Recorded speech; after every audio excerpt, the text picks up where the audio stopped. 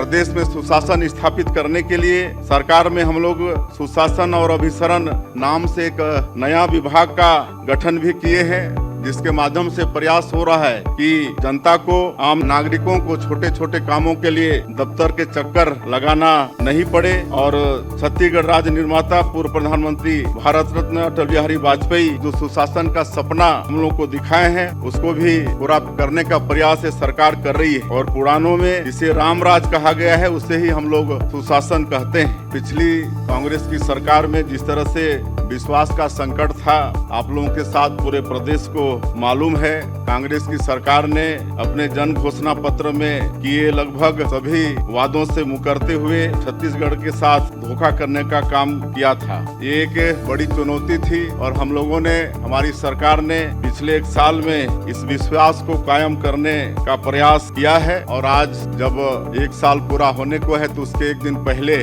आज हमारी पूरी सरकार, हमारे दोनों यशस्वी डिप्टी सीएम और हमारे ऊर्जावान मंत्रीगण और हमारे सम्मानीय प्रदेश अध्यक्ष जी, आप लोगों के माध्यम से छत्तीसगढ़ की देवतुल्य जनता को धन्यवाद देने के लिए, उनका जो आशीर्वाद पिछले विधानसभा में हमारी भारतीय जनता पार्टी को मिला, उसके लिए उनका धन्यवाद करने के लिए आज यहाँ पर एकत्र है। आज 70 लाख महिलाओं को प्रति महीना महतारी बंधन योजना में 1,000 रुपया उनके खाते में देने का काम कर रहे हैं। अभी तक 10 किस्त दे चुके हैं और कुल 6,530 करोड़ रुपया उनके खातों में महतारी बंधन योजना में भेजने का काम हमारी सरकार ने किया है। विशेषकर बस्तर और आपका सरगुजा संभाग है, वनवासियों की बाहुलता है, आदिवासियों की बाहुलता है, और जो तेंदुपत्ता है जिसको हरा सोना कहते हैं, उनके आय का एक बड़ा जरिया है। तो उसका कीमत भी 4,000 से बढ़ाकर 5,500 प्रति मानक बोरा कर दिए और उनका पूरा पत्ती सरकार पिछले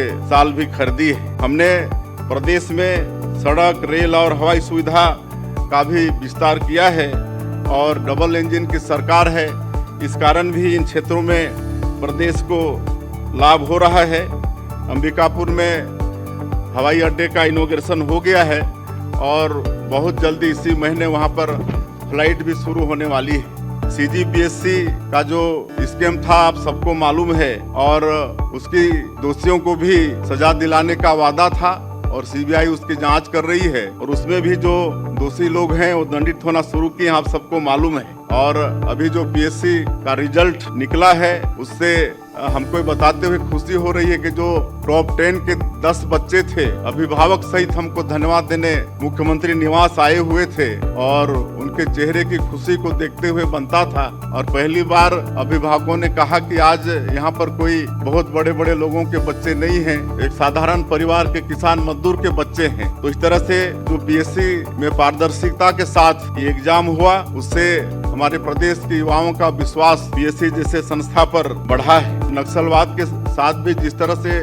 हमारी सरकार मजबूती के साथ लड़ रही है, आज पूरे देश को मालूम है।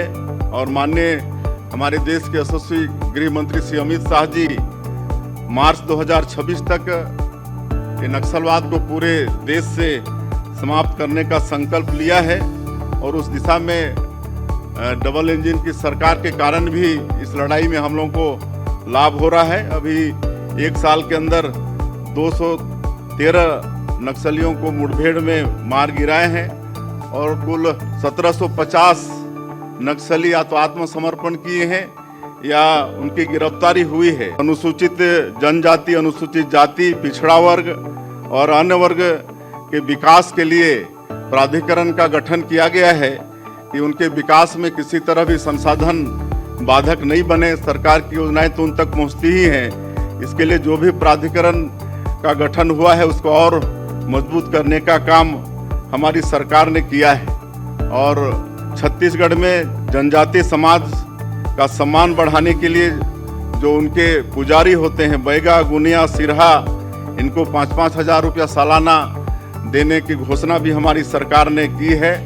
और ग्रामीण क्षेत्रों में एक अखड़ा होता है जहां पर उनके सारे सांस्कृतिक कार्यक्रम, पूजा पाठ, कर्मा वगैरह संपादित होते हैं। तो ऐसे बस्तर और सरगुजा संभाग के या जो भी ट्राइबल गांव के अखड़ा, उसका विकास का एक संकल्प भी हमारी सरकार ने लिया है।